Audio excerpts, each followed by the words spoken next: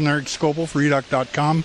Erik, it's Tuesday again, so we just saw practice finish. Today was their first scrimmage day, and gauging by Marcus's responses, I'm not sure how well it went. At least he was a little disappointed in his own performance. I think he had a couple of interceptions.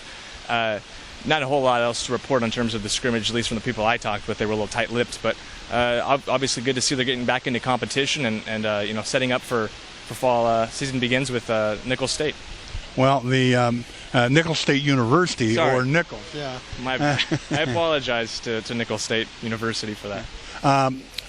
Probably the big news is that as we were sitting here waiting for the coaches to come out, Thomas Tyner, the heralded freshman out of Aloha High School, came in on a cart, was in a walking cast, went into the Casanova Center, got some sort of treatment, came back out, and they took him back out to the practice field when Mark was asked about Mark Helfrich, was asked about Tyner's status. He said, well, as far as he's concerned, he's 100%. So it's probably good for folks to remember that when someone comes out on a walking cast, it does not mean that there's a serious injury. We don't know what it is. So it's been a tough couple of days with regards to injuries for Oregon. Obviously, Farrell Brown yesterday came out on crutches with what looked to be a hard cast, which is worse than the walking cast, like you said. Brown did come out and talk to media. It sounds like he thinks he's going to miss the first game against Nicholls State University, but should be back. He predicts, and you never know with these things, he predicts he'll be back for game 2 against Virginia. Well, the Ducks have enjoyed the great run of good weather here. So, again, we're here at this magnificent new facilities that we keep coming back to, because every time we come and see it, it's just like awe-inspiring.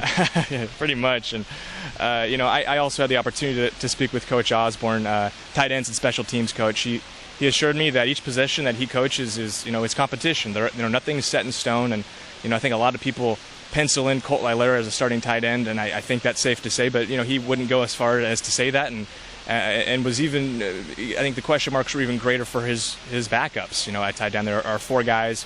Farrell Brown, who we just spoke about, who was injured yesterday. It sounds like he'll be out of commission for a while.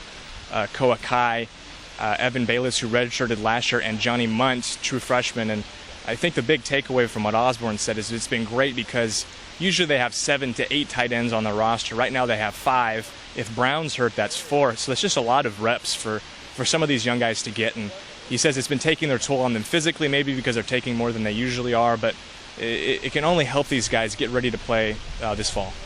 Speaking of reps, that was a question that you and I talked about on the telephone, whether, how many reps are the Ducks taking?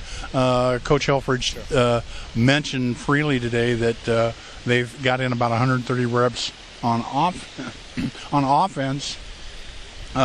So I followed up and asked him, is that about where he wants to be? Is they expecting more, or where are they at? And he said they were pretty satisfied with that. So it says everything, of course, is situational. So sometimes, if you have a rep that you have a situation where you're going long field and the offense scores in 2 plays, of course that's cut down on the number of reps they do in that particular situation. I also asked Coach Osborne about that, and he said you can always get faster, but he thinks they're practicing at about the same pace as under Coach Kelly, which obviously that was a staple of the way Coach Kelly operated. Now also Coach Nick Aliotti, the defensive coordinator, stopped by and was talking to a number of different reporters. I didn't get to hear everything he had to say, but he did say he's reluctant to heap a lot of praise on his defense. But knowing Coach Aliotti and following him over the last number of years, at this point in fall camp, he's never really gushed over the defense. He says it's still a matter of reviewing film and seeing how they're doing.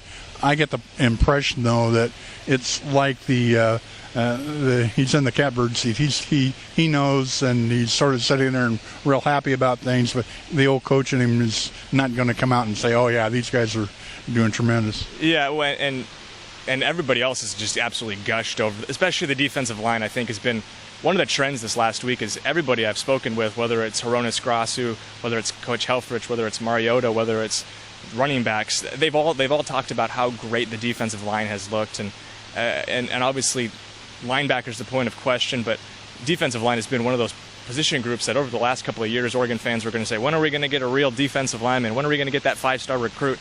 Well, they're here, and they're young, and they're going to be good. Yeah, this is a really talented group of folks out here. So anyway, I think that things are progressing along well. At least the coach isn't throwing up any SOS signs. So so we'll take a look at how things are going next week this time. So for Erik Skopil, this is Steve Summers for EDUC.com.